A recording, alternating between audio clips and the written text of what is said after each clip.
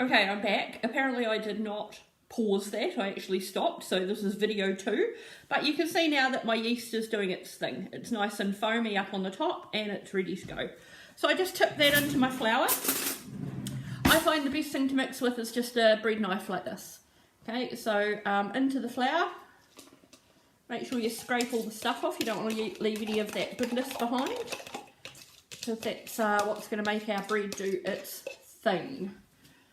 Alright, just get in there with your knife. I'll try not to tip this all over the bench. Okay, mix it all together. Makes a horrible noise, but that's okay, it's drowning out my voice.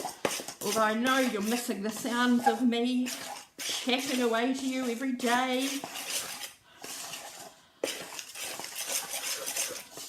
You don't have to disagree with that, by the way. Alrighty. So, when I get to about this stage, so it's mostly all mixed together, that's where I tip it out on my bench. Okay, so I'm just going to tip it all out. Again, make sure you get all your scrapings off the side. Put that bowl aside, we're going to use it again. Alright, and I'm going to knead it with my hands. We want to use this part of our hand, and we're doing almost like a figure 8. Alright, so we go this way, and we push down, and then we bring it back. Okay, and then push down, and bring it back. So it's like a figure 8. Alright, make sure we're picking up all those bits of flour all around us. If it's a bit sticky, which hopefully it won't be, but mine is a little bit, but that's just because I've got to pick up all this flour. Okay, so make sure you've got all the flour first. Then if it's a little bit sticky, just get a wee bit of flour onto your hands. Not too much though, because actually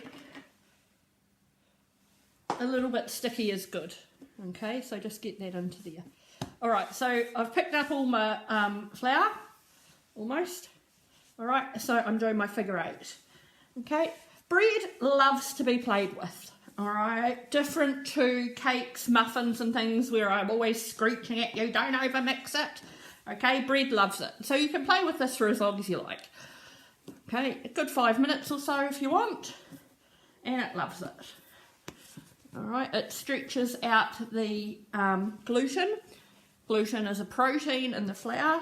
So it's stretching out your gluten, and that's what helps your bread hold its shape at the end.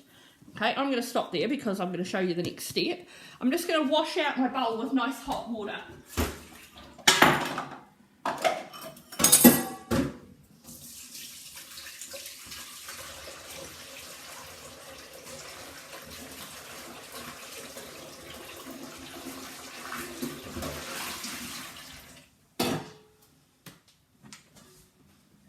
I hope you're still kneading while I'm doing this.